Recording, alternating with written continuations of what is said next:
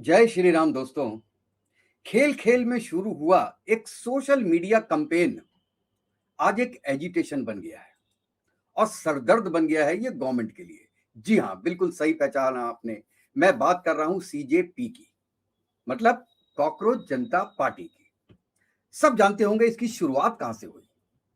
हमारे chief justice of India Suryakant साहब ने जो अनएम्प्लॉयड लोग हैं उनकी तुलना कर दी कॉकरोचों से और पैरासाइट से, जो कि दोस्तों मैं उसकी कठोर निंदा करता हूं। उनको नहीं करना चाहिए, खास तौर से तब जबकि उनको यह पता है कि एक एक प्रोसीडिंग्स जो होती है कोर्ट में वो रिकॉर्डेड होती है, वो पब्लिक को अवेलेबल होती है।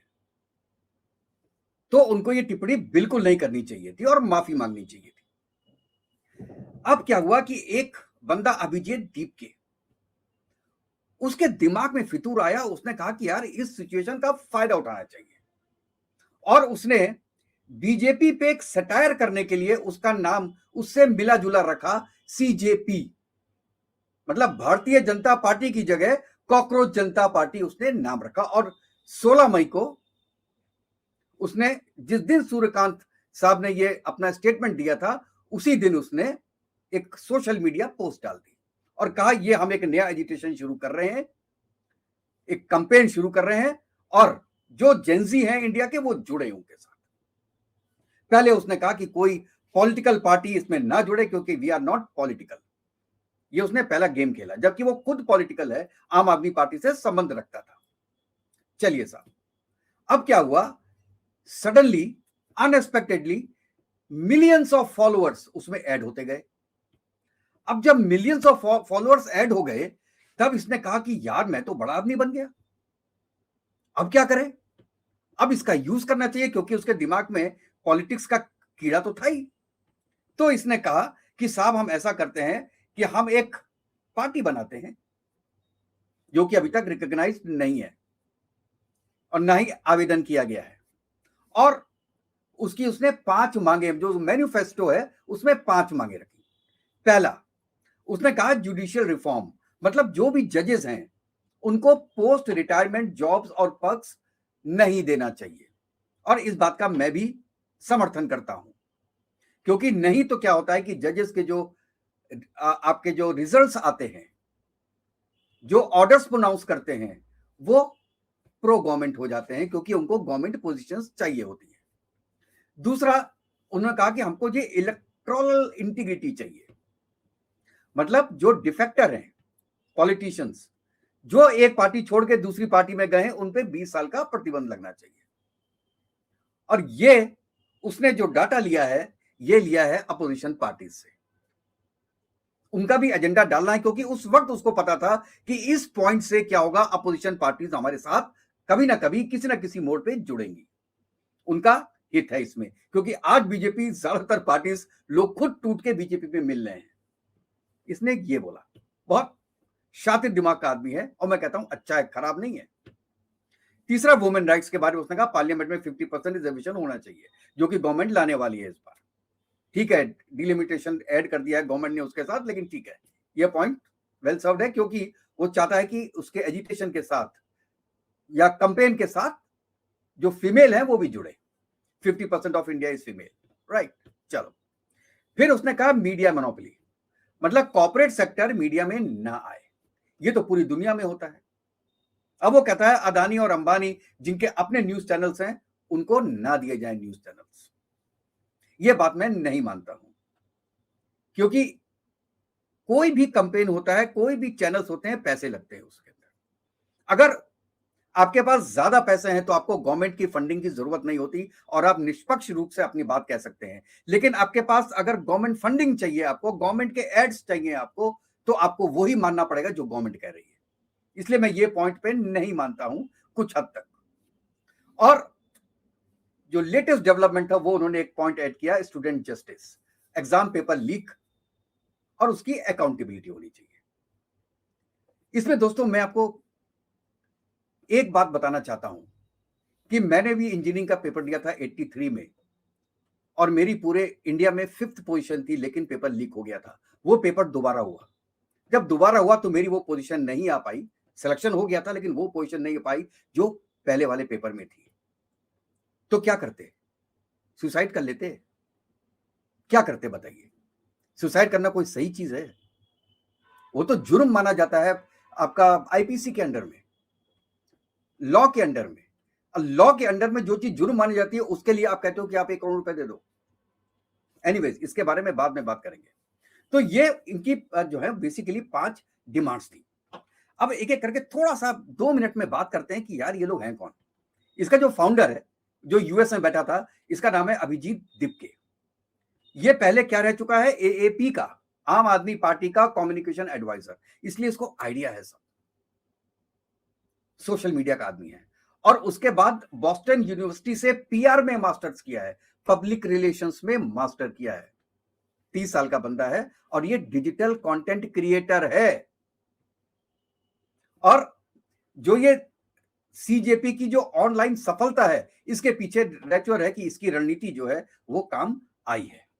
क्योंकि तुरंत ही जैसे कुछ ही दिनों के अंदर 20 मिलियन फॉलोअर्स हो गए थे इंस्टाग्राम में इसके। कांग्रेस और बीजेपी से भी ज्यादा फॉलोअर हो गए थे इस बंदे के। तो एक तो ये है, इसके अंदर स्किल तो जरूर है। अब बाद में इन्होंने क्या किया, जब पार्टी बढ़ गई तो अब क्या करें? अब इन्होंने 3 ऑफिशियल स्पोक्स पर्सन मंगाए। वो कौन कौन थे? एक तो सौरभ दास, ये इन्वेस्टिगेटिव जर्नलिस्ट है। विजेता दहिया, ये पॉलिटिकल रिसर्चर और एक फिल्म मेकर है। और आशुतोष रंका। आशुतोष रंका के क्रेडेंशियल से मैं बहुत ज्यादा प्रभावित हुआ हूं, क्योंकि ये आईआईटी कानपुर से बीटेक किया हुआ है इसने, और लंदन स्कूल ऑफ इकोनॉमिक्स से मास्टर्स किया हुआ है। इसके बाद मैकेंजी में इन्होंने जॉब किया है। और उसके बाद ये छोड़ के 3 जून को ये इंडिया आया है और ये सीजेपी का स्पोक्सपर्सन बना है। अब इसमें एक बड़ा मेन आदमी आता है जिसके कंधों पे चल के आज सीजेपी चल रही है। क्योंकि दीपके साहब जितने भी कम्युनिकेशन के आदमी हो, लेकिन उनकी कम्युनिकेशन स्किल इतनी अच्छी नहीं है, इफेक्टिव नहीं है, लोग उनको सुनना नहीं चाहते। आप बोर हो जाते हैं विद इन मिनट्स उनकी बात सुन के। एक आप लिखते हैं कुछ, वो अलग चीज होती है। सोशल मीडिया पे कुछ पोस्ट कर रहे हैं, वो डिफरेंट होती है। लेकिन पब्लिक के सामने बोलना, that is entirely different field. वो शायद स्किल उनके अंदर नहीं है, इसलिए उनको हेल्प लेनी पड़ी सोनम वांगचुक की। अब सोनम वांगचुक के बारे में सब जानते हैं। आई स्टूपा आपने देखा होगा कि इन्होंने डेवलप किया है। और ये इन्होंने डेवलप किया है, मतलब उन्होंने इन्वेंट नहीं किया है। ये तो बहुत 20 साल पहले ही डेवलप हो चुका था। वो एक तरीके का इन्होंने जो आई स्टूपा है, वो पहले होता था पैरेलल, अब वर्टिकल इन्होंने उसको बनाया है। ठीक है, जिससे कि ऑफ सीजन में आपको पानी मिल सके लेह लद्दाख में। मैं अभी इतनी ही बात करूंगा। और 2 उनके इंस्टीट्यूशंस थे।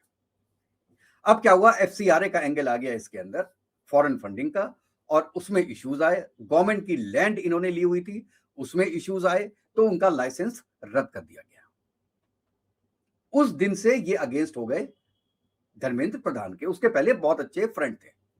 इसके बारे में मैंने वांगचुक के बारे में पूरा एक वीडियो बनाया, आप जाके देख सकते हैं, इसलिए मैं बहुत डिटेल में बात कर नहीं रहा। अब उनको बदला लेना था बीजेपी से कि उन्होंने यार मेरे 2 लाइसेंस रद्द कर दिए, एफसीआरए के अगेंस्ट में केस कर दिया, मुझे जेल भेज दिया है।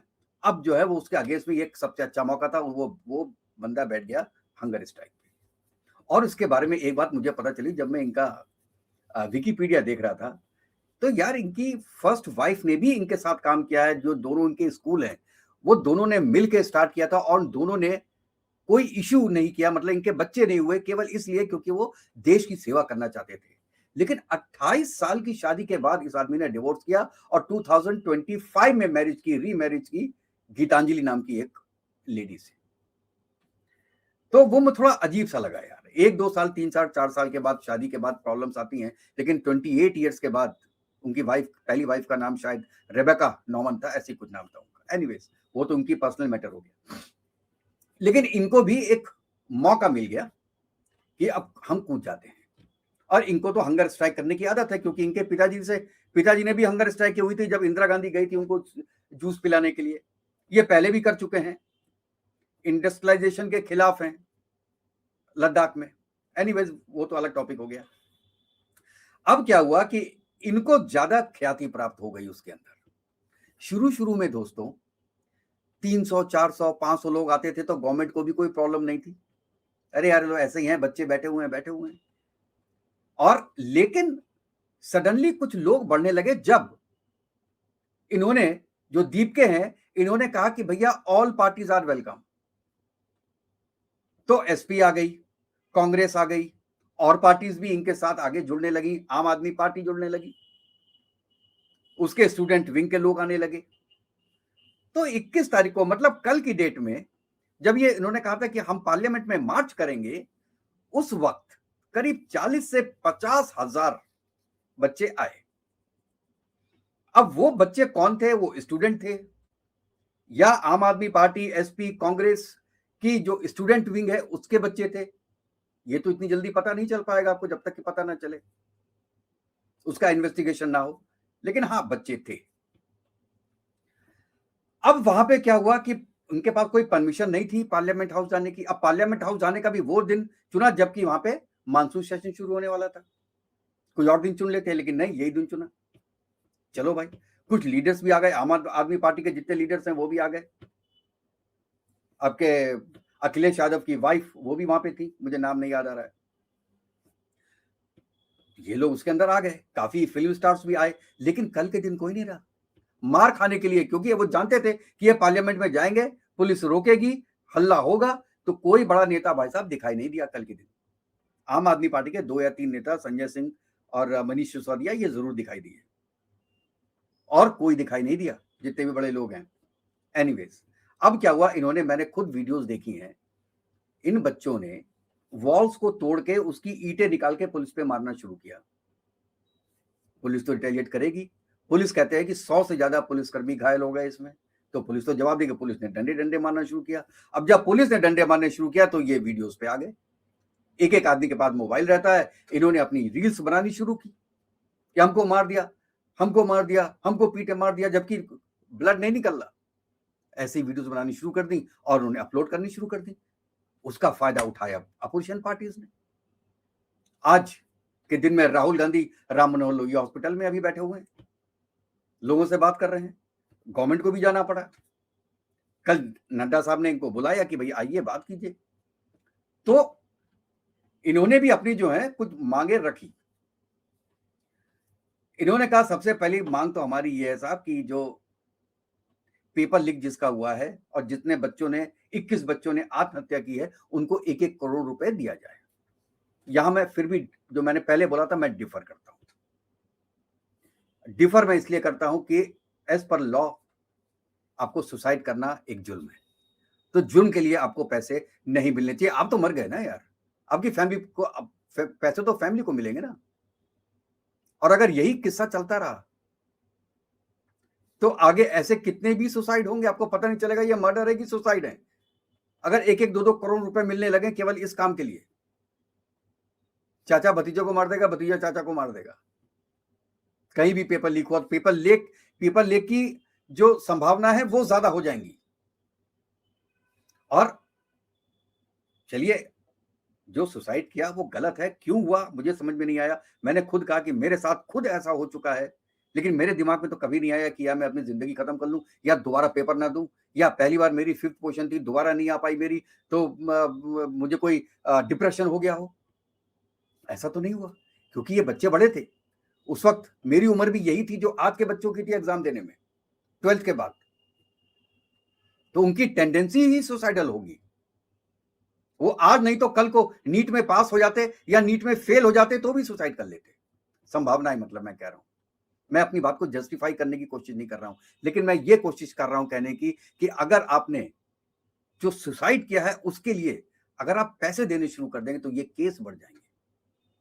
कई बच्चे ये कोशिश करेंगे कि यार किसी तरीके से पेपर लीक करवाओ, कह दो पेपर लीक हो गया, पेपर लीक हो गया, अरे हमारे घर वालों को तो पैसे मिल जाएंगे यार, खत्म कर लेते हैं अपने को, या भाई को खत्म कर देते हैं, यार घर में पैसे नहीं है, उसका पेपर लीक करवा दो, या ये बात ही उड़ा दो कि पेपर लीक हो गया, बाद में पता चलेगा पेपर लीक हुआ है कि नहीं हुआ है। ऐसी सिचुएशन आ सकती है, मैं ये कह रहा हूं।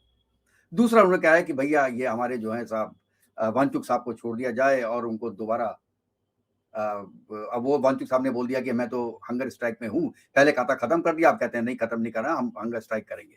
तो अब ये लोग दोबारा चले गए जंतर मंतर में। कहने का असली मतलब यह है कि 2 बार धर्मेंद्र प्रधान साहब से मीटिंग हो चुकी है और मीटिंग के बाद धर्मेंद्र प्रधान साहब ने कहा है कि ठीक है, हम हायर अप से बात करेंगे और फिर आपको बताएंगे कि उसका क्या करना है। अब इसमें आप ये देखिए कि कुछ जो जैसे सोनाक्षी सिन्हा है, फातिमा सना शेख और इमरान खान, इन लोगों ने जो है समर्थन दिया है इसका। इसके अलावा शबाना आजमी, नसीरुद्दीन शाह, रत्ना पाठक शाह, प्रकाश राज, जीनत अमान, अभय डोयल, कुणाल कामरा, स्वरा भास्कर, चंद्रशेखर आजाद, ओमी वैद्य, ये सब लोग भी इनके साथ जुड़ गए। शबाना आजमी तो जंतर मंतर भी पहुंची थी।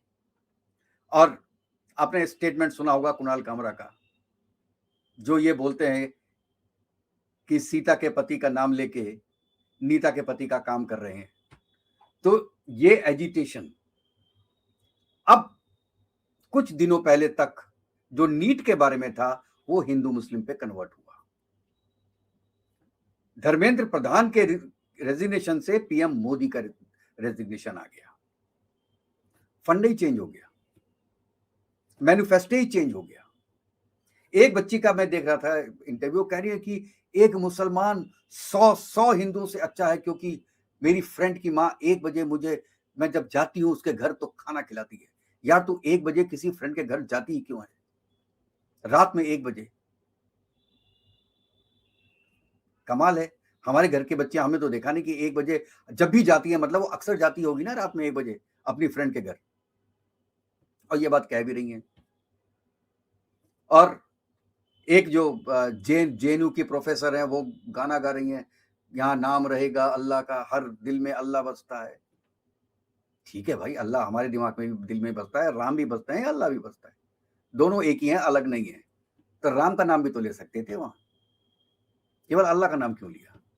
तो ये एक हो गया है कि या तो हिंदू मुस्लिम, क्योंकि बीजेपी थोड़ा प्रो हिंदू है, तो अब क्या है, ये एजिटेशन क्योंकि एंटी बीजेपी है और प्रो अपोजिशन है, तो 2 चीजों पे लड़ेगी, एक एंटी बीजेपी, दूसरा एंटी हिंदू, तब उसको ट्रैक्शन मिलेगा। और ये ट्रैक्शन लेने के लिए इन्होंने ये काम किया है। और इसके अलावा अपोजिशन पार्टीज, आप देखिए जितने भी नाम हैं, अरविंद केजरीवाल ने 16 जुलाई को मैसेज भेजा, अखिलेश यादव ने भेजा, उसका महुआ मोइत्रा ने भेजा, डेरेक ओबेरन जो है वो टीएमसी के सांसद, उन्होंने भेजा, ममता बनर्जी ने भेजा, अभिषेक बनर्जी ने भेजा, कांग्रेस के इवन शशि थरूर ने भेजा। इन लोगों ने अपने पूरे मैसेजेस भेजे हैं। इसका मतलब है, और आज आपको पता है कि राहुल गांधी गए हैं खुद जितने भी घायल बच्चे हैं उनसे मिलने के लिए, और निकल के जो भी है जरूर बोला है उन्होंने, गवर्नमेंट को गाली देंगे, गवर्नमेंट को घेरने की कोशिश करेंगे, और कोई रास्ता मिल नहीं रहा तो अब उनको एक, कहते हैं, रास्ता सा दिखाई दे रहा है, एक टनल में उनको एक रोशनी दिखाई दे रही है सीजेपी के नाम की, कि यार ये है, इसके पीछे लगे रहो। मैं दावा कर रहा हूं, मेरे दावे बहुत कम गलत होते हैं, कि अगर अब आज के दिन में सीजेपी इलेक्शन लड़ेगी ना, तो ये बीजेपी के वोट तो नहीं काटेगी, ये काटेगी कांग्रेस के और एसपी के वोट। और आप देखना, सीजेपी यूपी से अभी जो इलेक्शन है 2027 में, इसमें कम से कम 200 सीटों पे अपने कैंडिडेट रखेगी। तब हम बात करेंगे एसपी कहां जाएगी। बीजेपी के जो वोटर्स हैं वो तो इंटैक्ट हैं, ज्यादातर मुस्लिम तो वोट देते नहीं है बीजेपी को, तो बीजेपी के वोटर्स नहीं जाएंगे, कांग्रेस के वोटर, एसपी के वोटर्स हटेंगे, आम आदमी पार्टी के वोटर्स हटेंगे पंजाब में और दिल्ली में। और ये एक फोर्स बन के निकलेगी, क्योंकि जेनजी का नाम जुड़ा हुआ है इसमें, और सबके सामने, आंखों के सामने आता है नेपाल, सबके सामने आता है बांग्लादेश, आंखों के सामने आता है श्रीलंका। उनको लगता है कि ऐसा कुछ हिंदुस्तान में भी हो सकता है, और अगर वैसा ना हो तो यार एक पार्टी बना के, जैसे आम आदमी पार्टी बनी थी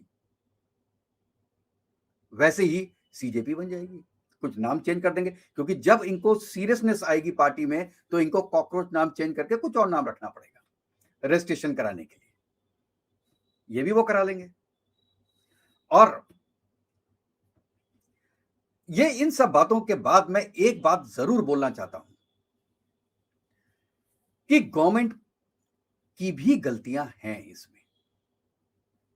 प्राइम मिनिस्टर मोदी को एटलीस्ट मन की बात में इन बच्चों के बारे में जरूर बोलना चाहिए था जिन्होंने अपनी जान दी है, और ये कहना चाहिए था कि ये ठीक नहीं हुआ, हम तहकीकात कर रहे हैं, हमने इतने लोगों को जेल भेज दिया है, पकड़ लिया है और हम कोशिश करेंगे कि आइंदा ऐसा ना हो, क्योंकि ये पहले भी होता आया है और ये खत्म नहीं होगा, लेकिन हम कोशिश जरूर कर सकते हैं। ये एक स्टेटमेंट जरूर देना चाहिए था।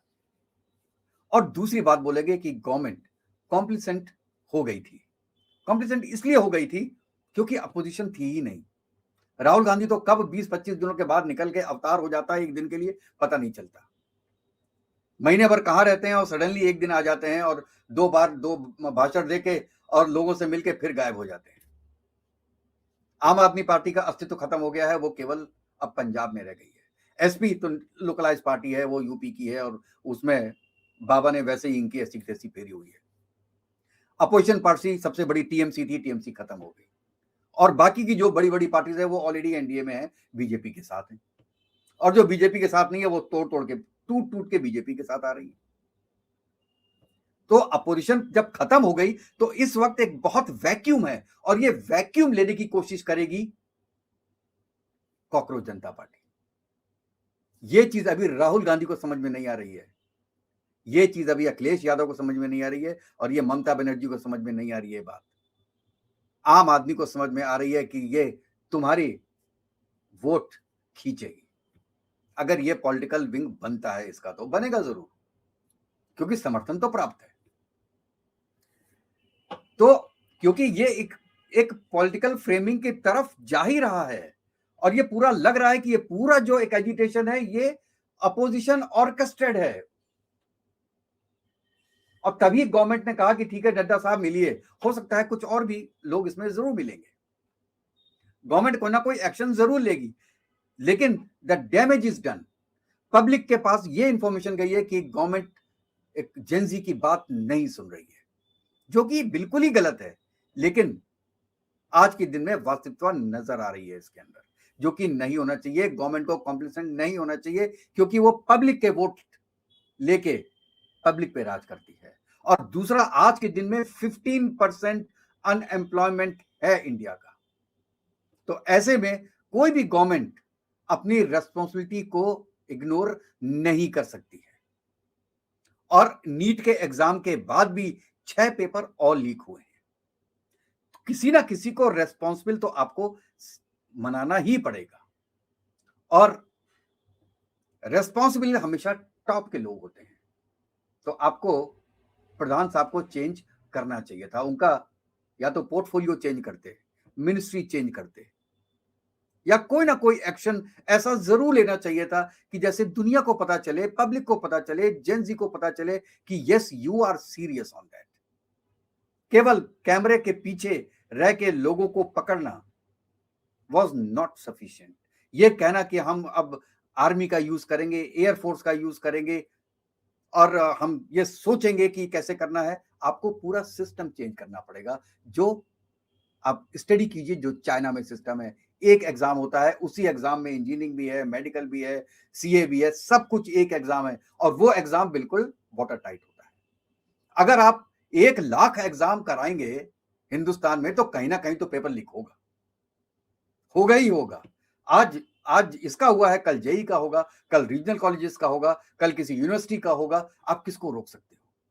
नहीं रोक, दुनिया में कोई ताकत नहीं रोक सकती। जबकि इंडिया में ये पॉपुलेशन है और हर आदमी भूखा बैठा हुआ है, हर आदमी कोशिश कर रहा है किसी तरीके से पेपर हमको मिल जाए, किसी तरीके से पेपर हमको मिल जाए, क्योंकि कंपटीशन बहुत ज्यादा है। और जब कंपटीशन बहुत ज्यादा होता है तो हर आदमी किसी ना किसी एंगल से कोशिश करता है कि यार मुझे कोई इंफॉर्मेशन मिल जाए जिससे कि मैं निकल जाऊं, क्योंकि अनएम्प्लॉयमेंट बहुत ज्यादा है। तो इसलिए कोई ऐसा सिस्टम आपको करना पड़ेगा, या तो मैं कह रहा हूं चाइनीज सिस्टम करना पड़ेगा, जिसमें कि आपको हर जो यूनिवर्सिटीज हैं सबका सेंट्रलाइज्ड एग्जाम हो, जितनी भी यूनिवर्सिटीज हैं सेंट्रलाइज्ड एग्जाम हो, और जितने भी आपके इंजीनियरिंग कॉलेजेस हैं, मेडिकल कॉलेजेस हैं, बाकी जितने ब्रांचेस हैं, सबका एग्जाम एक साथ होना चाहिए, एक एजेंसी होनी चाहिए, वो कराए, अलग अलग दिनों में कराए, लेकिन वैसे कराए। सिस्टम समझिए, उसके बारे में पूरा एक वीडियो भी बनाया है कि कैसे होते हैं एग्जाम्स, वहां पे क्या क्या सिक्योरिटीज रखी जाती हैं। सब जो चाइना में होता है वो करना बहुत मुश्किल है और उसको बताने में टाइम भी आपको बहुत लगेगा, वो मुश्किल है। लेकिन अगर उसका 50% भी आपने अडॉप्ट कर दिया तो कम से कम जो बीच में ट्रांसपोर्टेशन में या प्रिंटिंग के वक्त जो प्रॉब्लम्स आती हैं, जो पेपर लीक होते हैं, वो बंद हो जाएंगे और सख्त से सख्त सजा देनी चाहिए। चाइना में सजाए मौत है, सजाए मौत है पेपर लीक होने की, इसलिए पेपर लीक होता ही नहीं है। अगर एक आदमी पकड़ा गया चीटिंग करते हुए, जरूर लोग पकड़े जाते हैं, और जो भी वहां पे चीटिंग करते हुए पकड़ा गया 5 साल के लिए वो एग्जाम दे ही नहीं सकता। For 5 years he can not give exams, उसका लाइफ खत्म, टाइम खत्म। आपको ये करना पड़ेगा, कुछ ना कुछ ऐसी चीज आपको करनी पड़ेगी कि जिसमें कि लोग आपका फायदा भी ना उठा पाए और फेयर एग्जाम्स हों। आपकी क्या राय है दोस्तों इसके बारे में, सीजेपी के बारे में, कि क्या अपोजिशन अपने पैरों पे खुद कुल्हाड़ी मार रही है? इसके बारे में दोस्तों जरूर आप राय दीजिएगा, और अगर ये वीडियो आपको पसंद आया तो प्लीज मेरे चैनल को लाइक कीजिएगा, सब्सक्राइब कीजिएगा और बेल आइकन जरूर दबा दीजिएगा, जिससे जैसे ही मैं कोई नया वीडियो डालूं तो उसके नोटिफिकेशन दोस्तों आप तक पहुंच जाए। तो नेक्स्ट वीडियो में मिलते हैं, तब तक के लिए जय हिंद, जय भारत, वंदे मातरम। खुश रहिएगा दोस्तों, स्वस्थ रहिएगा।